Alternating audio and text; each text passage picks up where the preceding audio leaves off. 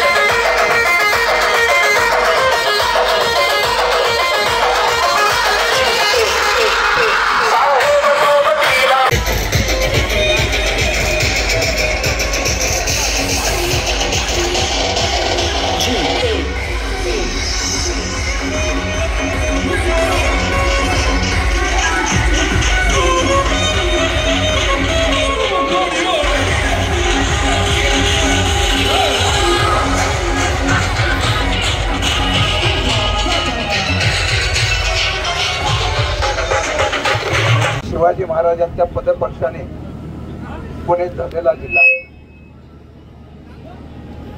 हा जिल्हा यशवंतराव चव्हाणांच्या विचाराचा जिल्हा, हा जिल्हा शरदचंद्रजी पवार साहेबांच्या विचाराचा जिल्हा. माझं भाग्य आहे,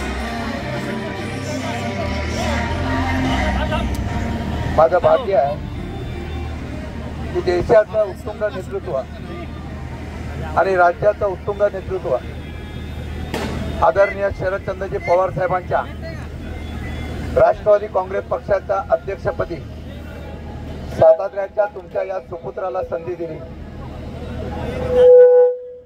आणि अध्यक्षपदाची निवड झाल्यानंतर पहिल्या प्रथम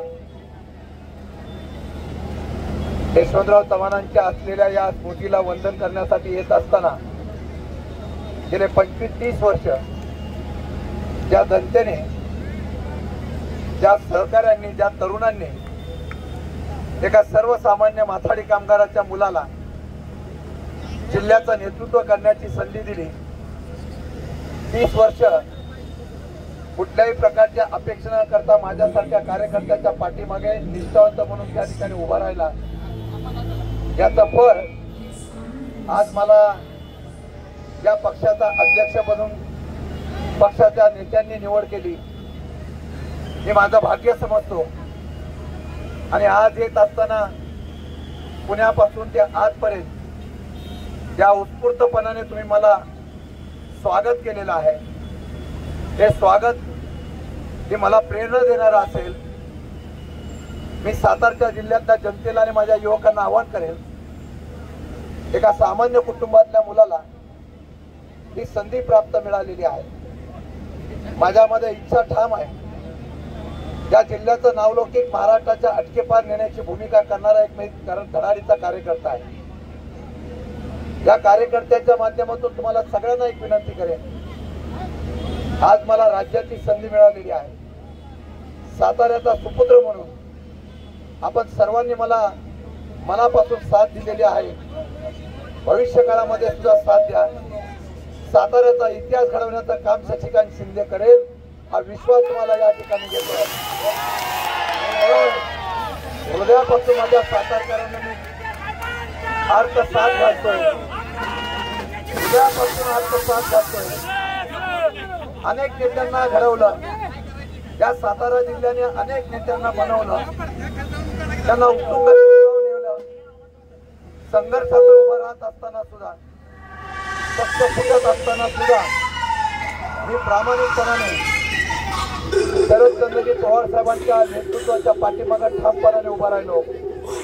अपेक्षा काही नव्हती, आणि या वयामध्ये त्यांनी आम्हाला घडवलं, त्या नेतृत्वाच्या पाठीमागे ठामपणाने उभं राहायला पाहिजे, ही माझी भूमिका होती. त्याचं फळ मला मिळालं.